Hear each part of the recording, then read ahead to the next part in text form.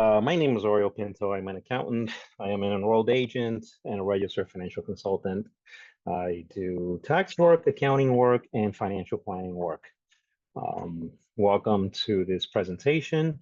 It's back to school, but it's just also kind of like a 3/4 of the year, getting close to year end, back to financial basics to make sure that we're on track with whatever we planned at the beginning of the year and to make sure that we're ready for the coming year as well. All right, so back to school, right? So one of the important parts now, this part of the year is kids going back to school, uh, all grades. But now one of the important pieces is college planning, especially lately when college costs are so high. Financial aid is not as good as it used to be. So there's a lot more financial planning that needs to be done by parents and students, prospective college students as well, to make sure that you're in a better position. So when do you start planning for your college expenses? Basically, parents, and this also includes grandparents, uncles, aunts. Usually, a lot of the family members get involved in helping students with their financial aid and their college planning. So as soon as so like I asked in the beginning, when do you start planning for college? And it's probably as soon as you can, right? It's you'll have plans for your child. You want them to go to college. You might have an idea of which college you want them to go to. So as soon as you can start planning, that's when you start putting some money aside, and we'll go through that later on in the presentation. And making sure that your finances and the child's finances are in line, because a lot of the income on the parent side will impact the student, and a lot of the students' income as well will impact their own financial aid package. So we'll go through the good and the bad of the different plans. How do you pay for college? There's a multitude of ways. And that goes through the FAFSA form is usually the first document that you file in order to get a financial aid package in place, a financial aid file. The FAFSA form is the free application for federal student aid. And by completing that form, the student is basically laying out the type of income that the household has, meaning his parents and himself. Um, and it'll calculate based on an estimated tuition payment how much the student or the family should be contributing toward that education. And the FAFSA will will give the students the eligibility for federal grants, loans, work study funds that a lot of the colleges will give to students if they work on campus during the school year. So a lot of the work through work study, you work on campus, and in exchange for that, you get a stipend which gets put through to pay for your part of your college tuition. So you're basically working to get the money that you need, and that's all handled by the school itself. Now, if there's any questions that come up, you can ask them, just interrupt and shoot them out. So this next screen goes through the college savings plan. So there are four major college plans or savings plans that parents and children can use to fund tuition expenses. The first two are similar. There's an UGMA, which is a Uniform Gifts to Minors Act, and there's an UTMA, which is Uniform Transfers to Minors Act. So the difference between the two is that an UGMA can be opened up in all the states. An UTMA, UTMA, can be opened up in the majority of the states. There's a few states that don't allow UTMAs just because of the way the state laws handle trust accounts, because that becomes a trust account. Other than that, they're very similar. They are both custodial accounts, which means that the parent or the custodian, it can be a guardian, it can be a parent, it can be a grandparent, manages the money, but the child, the minor, owns the money. So you open up an UGMA or an UPMA and you put, let's say, $1,000. At that point, the student is the owner of that account, but he cannot manage it, cannot do anything because he's a minor. So the custodian is the one that manages the assets in those accounts. And those accounts can be invested in anything. Another difference between the UGMA and the UTMA is that the UGMA, you can invest in money markets and all kinds of financial investments, stocks, bonds, etc. Whereas in an UTMA, the UTMA, you can invest in the same things as an UGMA, but you can also add real estate. So you can invest in real estate under a UTMA. You cannot do that under a UGMA. So that's one of the other differences between the two. And the custodian will manage those accounts. They'll go through, if there's an UTMA, they'll go through the real estate piece of it, make sure it's being managed correctly, that the income from it is being calculated correctly. If it's financial account investment, similar to stocks and bonds, the custodian is responsible to make sure that they're doing their due diligence and making sure that the investments are correct and suitable for that type of account for that child.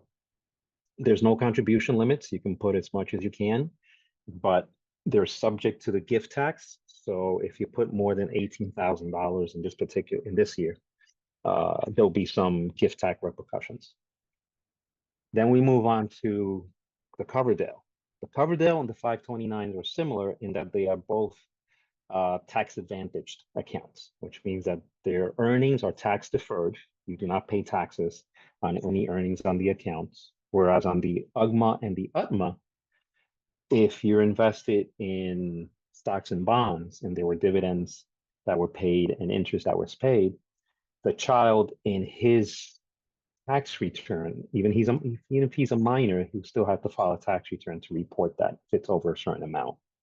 Whereas in the Coverdale and the 529, any income that is made or that is earned on those accounts, they're tax deferred. So you don't have to do anything on that until you start withdrawing the funds from those accounts to pay the tuition.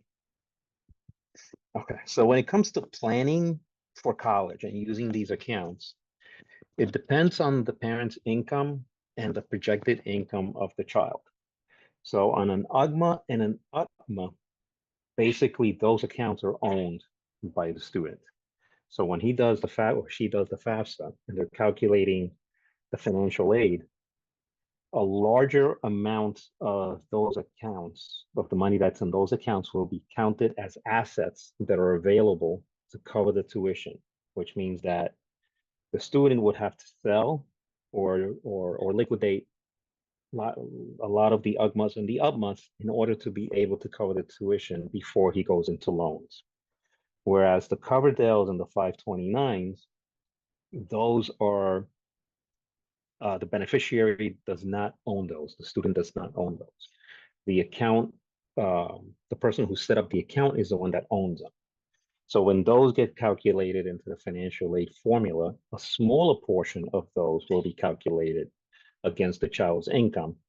So it's very likely that a student who has some type of a Coverdale or a 529 in his portfolio will be paying less for tuition and will probably be getting more financial aid because less of this money will be counted as available funds, whereas an UGMA and an UTMA, the majority of those funds will be calculated as being available to pay the tuition. So that's something important to calculate because it also depends on the tax bracket of the parent and how much money the parent has disposable income to be able to cover the tuition without having to go into student loans. Now we're moving on to the resources for scholarships. There's two slides. So on this one, scholarships are a form of financial aid which students apply to be used for college expenses, which includes tuition, textbooks, supplies. Some schools include housing as part of the total needs package, and then they calculate scholarships based on that total amount. Some only use tuition, textbooks, and supplies and lab fees and things like that in calculating how much the student should be getting in scholarships. Scholarships are a form of financial aid. that is tax-free. The student does not have to pay any income tax on it because it's not considered income. And it's basically free funds, which means that the student does not have to pay it back. That's either based on financial need, or merit, based on grades, based on other qualifications that a lot of the scholarships have as requirements. And that's the next bullet. Many scholarships have specific requirements for applying based on income requirements, grade requirements, major related requirements, which would be, if you have a parent who went to a particular school and you're applying to that school, will the school give you a scholarship for you to attend because you're a legacy student? Also based on your gender, your race, your particular program of study. If you want to if you want to go into the health field, there are scholarships that are geared toward helping students who want to go into the nursing or the medical field. So those are when you're doing your scholarship applications, and you're looking for different sources, also go based on what the student's projected career is. And on the next one, this slide covers all of the resources, or most of the resources, I should say, that students have available to them. These are websites that accumulate scholarship information. It's usually updated by the different organizations. And these are good repositories for students to go in and go through the different scholarships that are available and see if there's anything that they might fit into based on the career that they want to pursue, based on where they live. There are some scholarships that are state specific. There are some that are based on, if you go to a state school, you will get a scholarship as long as you remain within that state after graduating for a certain number of years. So there's different requirements, but if you go through Scholarship Owl, FastWeb, RaiseMe, all of these will have a menu, an inventory of different scholarships, and they range from, could be $100 scholarship all the way to several $1,000s. If you have a student who needs financial aid and is in this application process, they should apply. I suggest they apply to as many scholarships as they can, because the $100 scholarship can help with a textbook. The $1,000 scholarships can help with several textbooks or lab fees, depending on what they're doing. And this greatly helps the college process application. Schools right now are very expensive.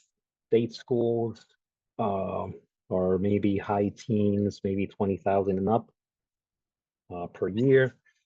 City schools through CUNY, I believe they're about 6,000 to 8,000. And then private schools range from 20 all the way up to 60,000 a year, if not more. So once the student has gone and the parents have gone through the FAFSA, they've gone through scholarships, they've gone through all other packages that they can apply for. What's left over is that's still due to the school, then usually gets covered through loans, student loans. So, and the FAFSA will give you an amount of what the projected student loans would be. You can use that as a basis.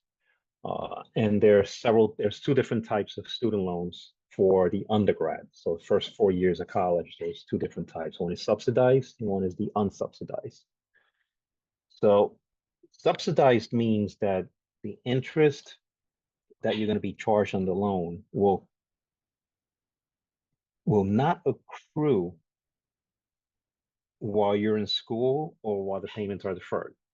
So they issue you, let's say you apply for school, you're starting the fall semester, September 1st, let's just say, for argument's sake, you get a loan dispersed and it's subsidized. There's no interest that's going to start accruing at all while you're in school. And if you graduate, you're not able to get any work yet, that's deferred, there's no interest charged. If it's unsubsidized, the minute they disperse the loan, so September 1st, interest will begin to accrue. So by the time you graduate, you're going to have the loans that are due, plus the interest from the date that they were issued, all the way through the point that you start making the payments. So like the last box is like, which type is better and why. The subsidize is the better one, just because the interest does not accrue until a later point in time. If you're in college for 4 years and you wind up getting, let's say, loans of like 50, 60, $70,000, interest on that could be fairly high. And by the time you graduate the fourth year, you wind up owing five, maybe up to $10,000 just on interest, and you haven't even made one payment yet. So, and the only problem with student loans is that you really don't have a choice as to which one you get.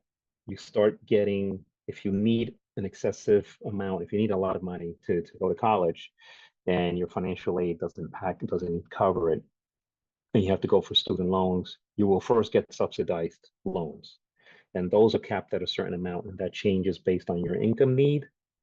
It's changed based on your income, uh, and it's capped also based on the amount that you need. So if you need loans of $10,000, it's possible that you'll get a subsidized loan for 6,000, and the other 4,000 has to go through an unsubsidized loan.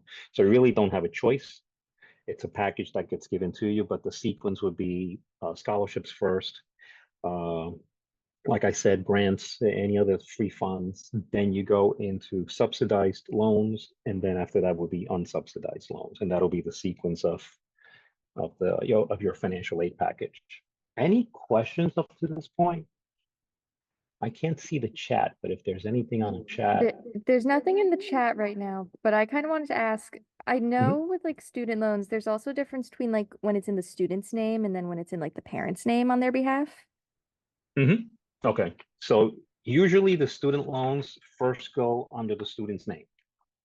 Um, so you'll wind up getting an unsubsidized and a subsidized, depending on the amount. If there is still an amount due and the family cannot make what the FAFSA calculation considers to be the family contribution toward the educational package, then you have to go through a third set of loans, and that's usually the parent plus loans, and that's the one that the parent has to take out in order to cover that shortfall that the parent might not be able to pay for. In that case, those loans are the parent's loans, and they are usually unsubsidized and they're at a higher rate.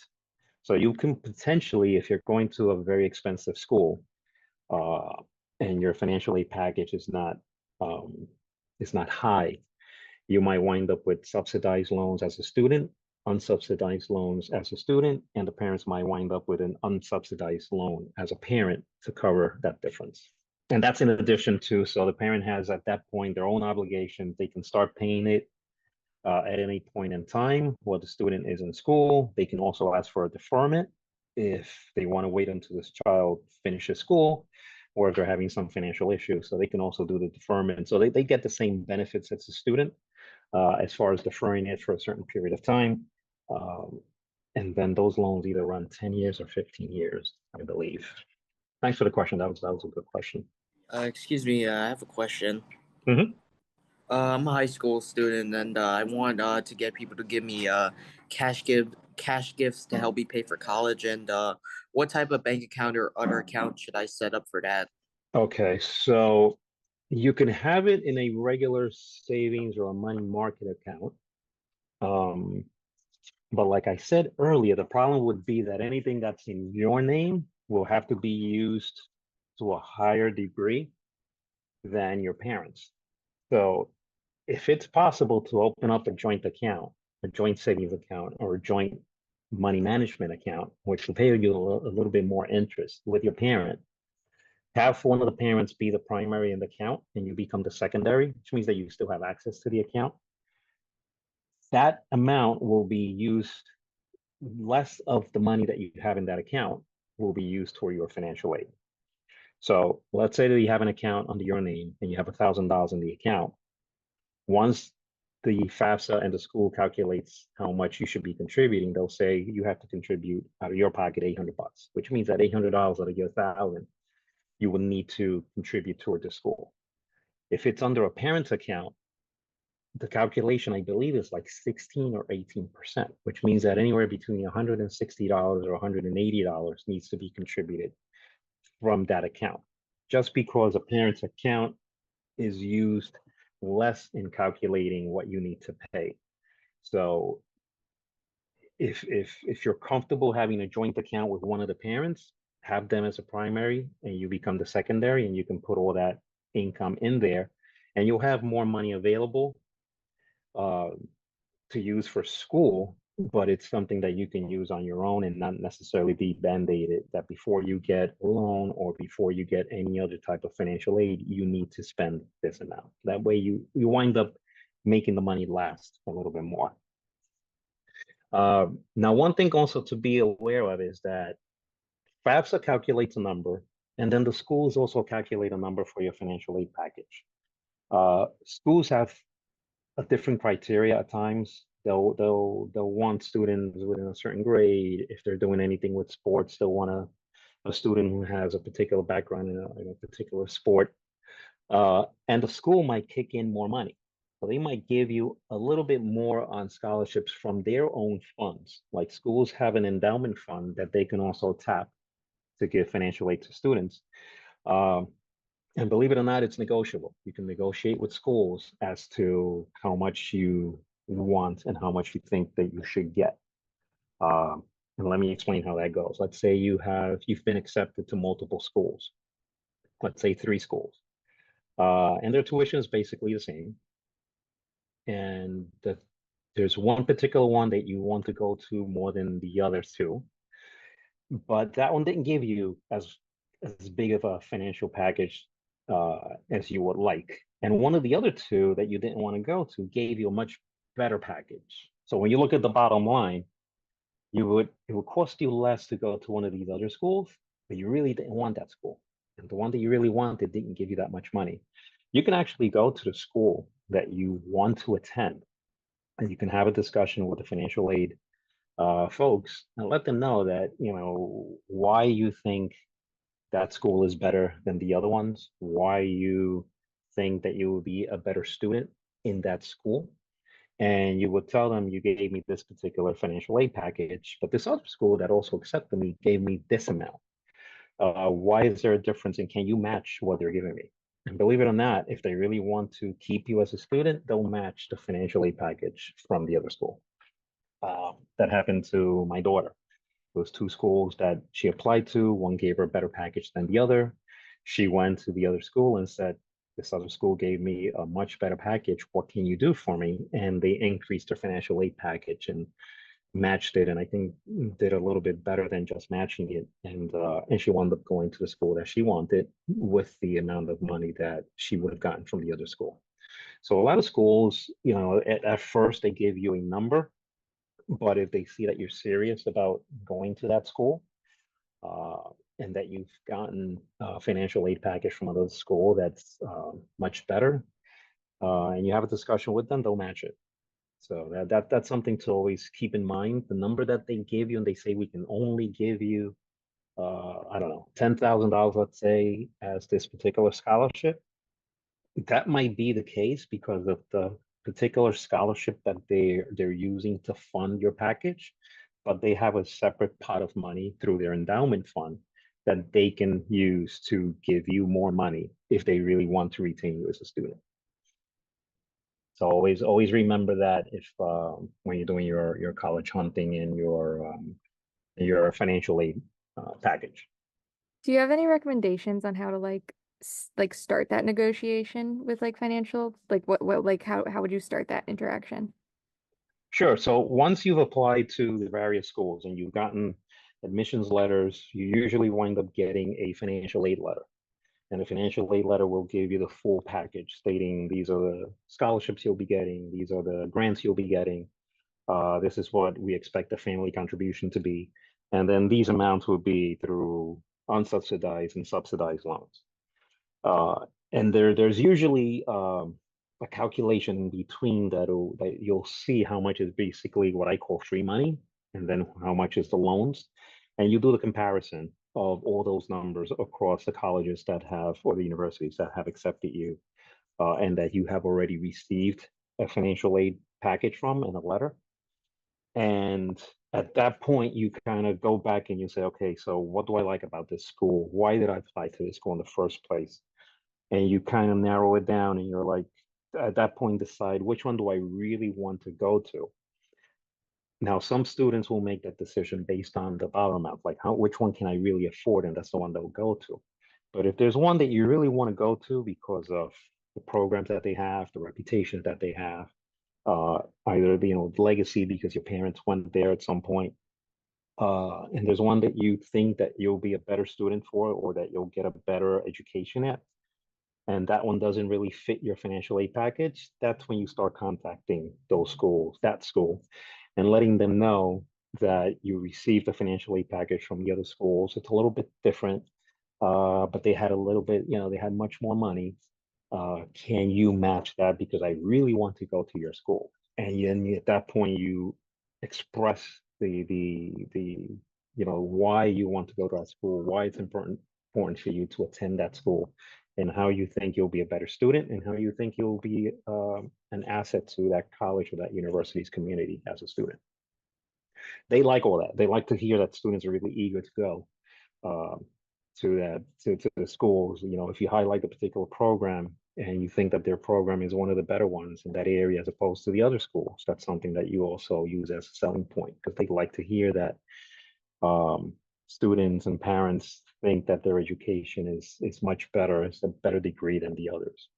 And at that point, they start recalculating their numbers. They start looking at what their endowment fund has. And they'll start looking for other grants or scholarships within each of the departments. You might apply to a health allied department, nursing or pre-med, and there might be what they call a chairperson grant of some type, where somebody has endowed, the chairperson with money that they can give it to specific students to go into that department and take that type of degree. So that's something that once you have the admissions letter, the financial aid package letter, then you figure out which ones you really want to go to. And that's the one that you start addressing and kind of negotiating and saying, I really want to go to school. What can you do for me? This is what the other schools are doing for me. Because bottom line is that all of the schools use the same FAFSA formula to calculate how much the family's contribution should be and how much the loans will be depending on the tuition. But if the tuitions are basically in the same range, the package should be similar. But if you get one that gives you a much, much better package, that's the one that you use to kind of get you into the other school that you really want. If you get the good package from the one that you really wanted, then you're golden. Then you're good. You don't have to do anything. But if it's not, then always open up that negotiations. Always have that conversation with their financial aid folks. Okay, so now we're moving into the other financial basics, which we've covered in most of our calls, but it's something that's important to always bring back, because it's always something that you need to keep in the back of your mind. Now that we're going toward the end of, close to the end of the year, what are your goals? That you accomplish your goals for this year, which goals you still have that you want to complete, and how do you budget for those goals? So the basic layout it's usually that 50% of your income usually covers your living expenses. And that helps you live, hopefully you live within your means and you cover your living expenses with 50% of your income. That has continued to go higher because salaries have not gone up with the same rate of inflation, and certain things have gone up at a higher rate than other things. So 50% is an average. You should also be paying yourself first, 10%. So 10% of your income. Make believe that you are an expense, just like you pay rent, mortgage, anything else. You add yourself as an expense item and you pay yourself 10%, put it into a money market account, which will pay you a little bit more interest than the normal accounts, and it's still accessible. And that will also cover your short-term goals. You should donate 10%, or shouldn't say should, but you can donate 10%, helping charities of different kinds. the charities that you feel that touch you or that you feel a need for. Then you have your long-term goals, which include retirements and your other investments. That should be about 30%. You should start savings for retirement as soon as you can, as soon as you start working, put money aside. If you've been in the workforce for a while and there's a 401k in your job, make sure that you're putting as much as you can. If the employer matches it, make sure that you put as much as you can so you get the match, because every percentage point or every dollar that the employer matches on a 401k is basically 100% return on your investment from day one. And then it continues to increase based on the investments tax deferred. Then you should have an emergency fund, which is usually 3 to 6 months of expenses. So when you go through your budget and you need, let's say, $5,000 a month to survive, you should have between 3 and 6 months in order to be able to have the coverage that you need just in case you lose your job or you get ill and you can't work or you can't get the amount of income that you were getting for that time period. That became very important during COVID. A lot of people were, some people lost their jobs or some people became, got very sick. And their income flow wasn't the same as it was prior to COVID. So that's always something that you should have available for a rainy day. Those are the rainy day funds. We do have a quick question in the chat based on like, the model. So do you have any budget cuts or modifications that you might suggest when people don't have an emergency fund that would be for about 3 to 6 months? Yes, yeah. There's usually in the budgets that um, we see takeout, we see Dunkin' Donuts, we see the Starbucks. Um, don't you? We're not saying to deprive yourself of those things, but cutting down on those things helps. So cutting down from 3 lattes a week to maybe two, that little bit helps to free up some funds that you can put into an emergency fund. Also, when it comes to household expenses, as far as utilities, the electric and the gas, if you use an ESCO, which is an independent company that sells energy through your local company like Con Ed. Instead of buying the energy from Con Ed, you would buy through an ESCO. It's usually a couple of cents less per kilowatt than Con Ed is. So changing over to an ESCO, and you can do that, several times a year. Just look at the ones that have the better rates, and you can switch over. That also saves you money. Also, comparing cable TV to streaming services. Cable TV now, even with the triple play where you have the phone and you have the internet and you have Cablevision, they give you a better price. And sometimes they'll have a promotion for a year or for 2 years, they'll give you a certain price, but then it skyrockets once that promotional period ends. So look at, do you really need to have a home phone if you're using your cell phone? A lot of people have cut their landlines and use cell for everything. Look at the packages that Cablevision or some of the other cable companies have. The silver package, the gold package is like 300 channels. Do you use all 300 channels? You can cut down to like a basic package, and then which is the lower priced one, and then do streaming through Amazon, the Prime or Hulu or Netflix, and you still have a pretty good inventory of shows that you can see. And bottom line, the cost is much less. So those are the like right off the top of my head things that we have seen that are very quick in lowering your current expenses and freeing up a couple of dollars here and there that you can put in your emergency fund. And your emergency fund, you don't have to build it up, very quickly. You can do it little by little. You can build it up week by week. Look at what you spend in a particular week and see what you could have done different. And then for next week, you can make a change and money that you save, put it into the emergency fund. Would you also maybe like how would it work, say, if I, for example, I wanted to invest a little less and then be able to build up my emergency fund? Like, how would, like, because you have them split out in percentages, like donations 10%, like investment 30%. Like, could some of those percentages you're putting towards money change in the short term while you're trying to build up an emergency fund? Yes, yes, you can do that as well. Yes, you can do the investment piece of like the 30%. You can lower it a little bit in order to increase your emergency fund.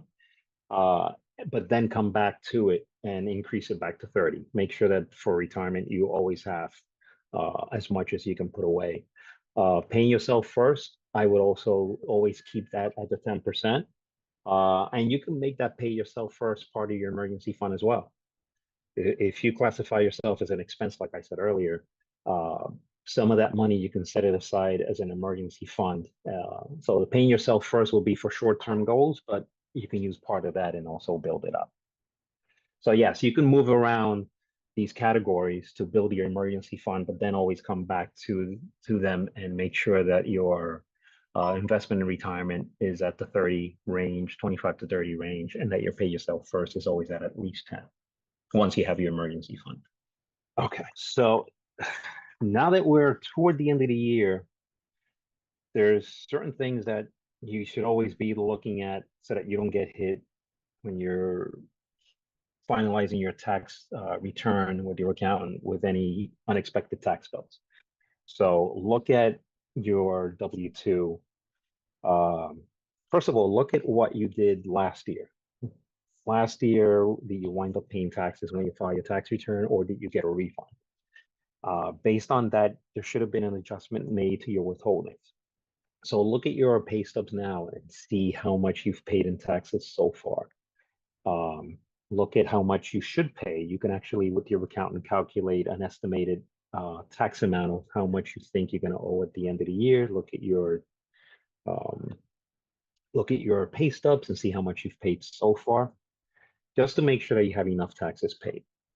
If you're self-employed, it's even more important to do this because there are no withholdings from any of the payments that you receive if you're self-employed. So it's your responsibility to make sure that you're making estimated payments on a quarterly basis to cover your tax liability at the end of the year. So go through that also with your accountant. You can go through with them and say, listen, I've made X amount so far this year in income, and my projected expenses are this amount. So I think I'm going to wind up with a net income subject to tax of about this. And he'll calculate for you or with you and then let you know if you have to make an estimated tax payment for the end of the year.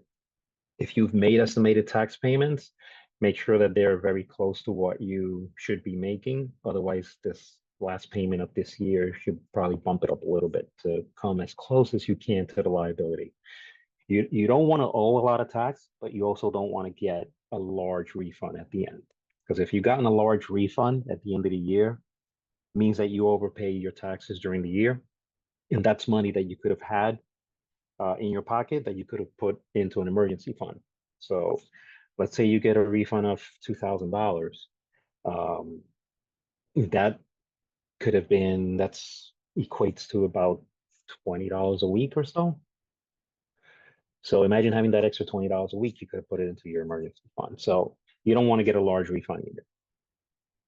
Look at a Roth IRA. Any available cash that you have sitting in, let's say, just a savings that you don't really need, and if you've already established your emergency fund, that extra money, you can put it into a Roth IRA. A Roth IRA will accumulate basically tax deferred and tax free.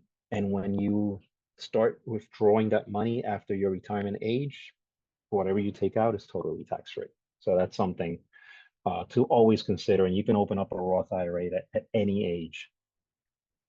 Again, make sure your emergency fund is funded for those 3 to 6 years. And then look at your goals for 2025. What do you want to do next year? Did you achieve your goals for this year? Do you want to carry them over because you didn't get to do that vacation or that cruise? Or do you want to do something different? So what are your plans for 2025? And then that starts the planning cycle for how you fund it. How do I save enough money so that I can retire early, or so I can go on that, month-long cruise that I wanted to go through. So now is the time to start thinking of that as well. One thing to remember is that every decision that you make has a financial impact and has a tax impact. So every time you're thinking of doing something, planning a vacation, buying a car, buying a house, it all has a financial impact at multiple levels, and they all have a tax impact as well. Great segue to the next slide, like what to do now. These are all reminders. These are all things to kind of jog your memory at this point of the year. And these are things that you should always be on the lookout because things change during the year. If you have investment accounts, if you have retirement accounts, if you have any kind of savings, even a basic savings account or checking account, check your beneficiary designation, see who you have as a beneficiary. God forbid something happens to you, who can have access to that money, who can have access to the accounts, and use that either to help you if you're sick or to take care of expenses if something happens. Check your beneficiary designations, keep them up to date.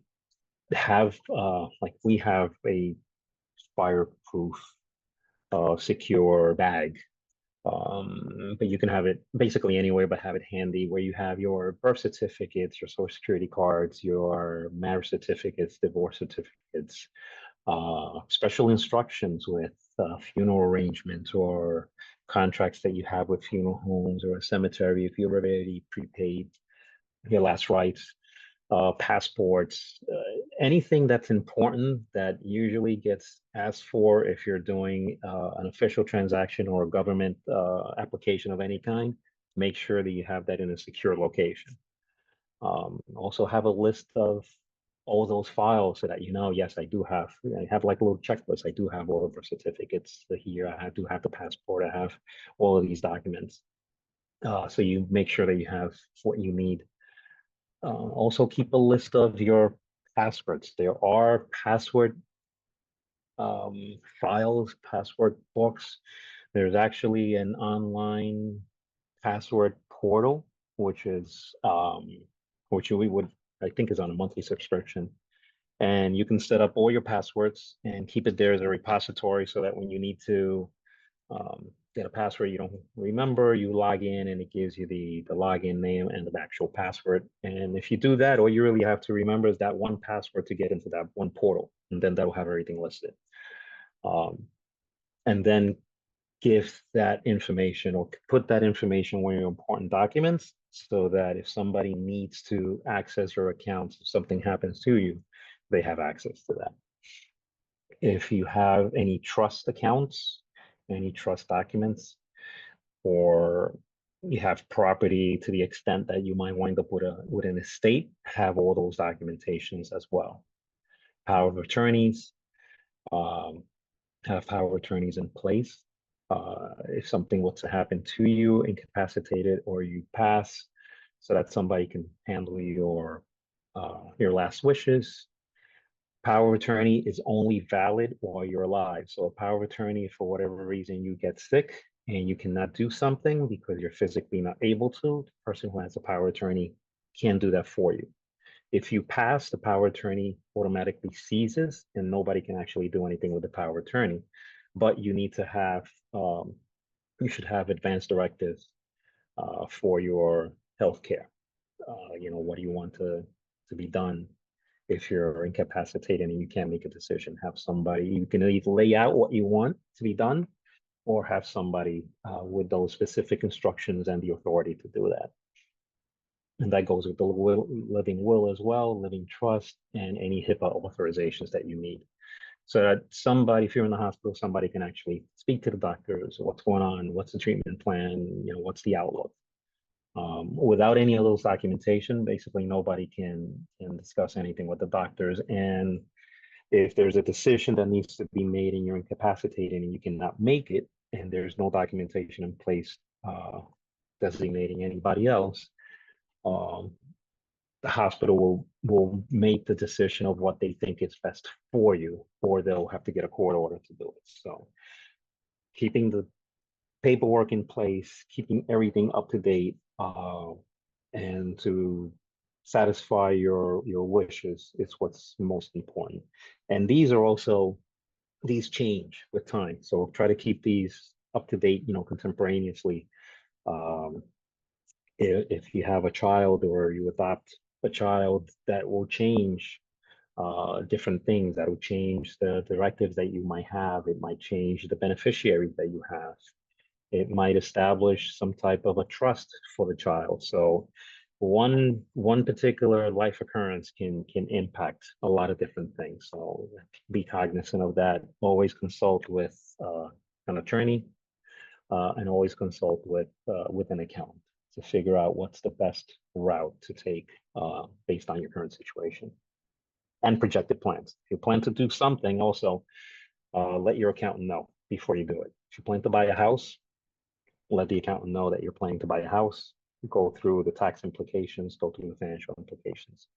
Um, I was speaking to a coworker of mine who had a client, tax client, who he was always telling him that he wanted to buy a house.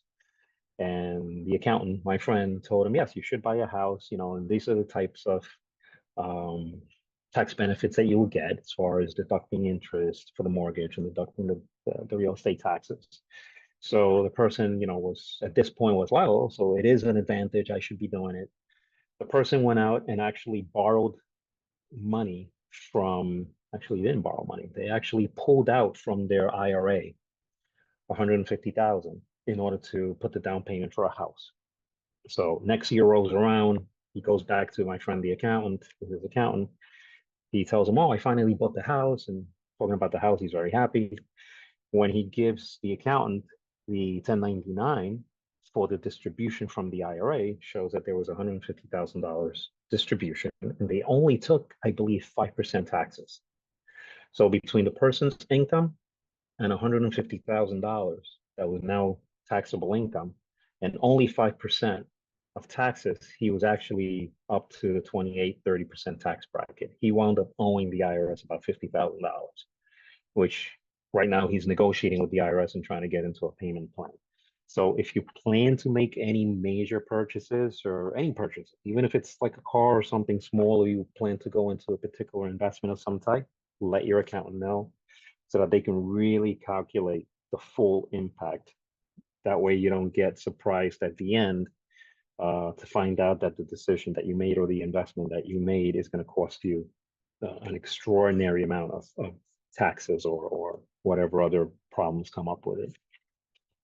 Right. Thank you very much. That was like very detailed. If we had questions on this, like, do you have like an email, like contact information to like follow up on some of this? Yes. So the next slide has resources, which we can send it out in an email to everybody, so you can actually go back through some of the things that I discussed and look at it in more details. And then the last slide, that's my contact information. I have my email, phone number, and office address. Don't hesitate to reach out. You can send me an email. You can call me. We can set up a call, and we can go through any questions that you have based on the presentation that I made, or any questions that you have in general. I'll be more than happy to discuss.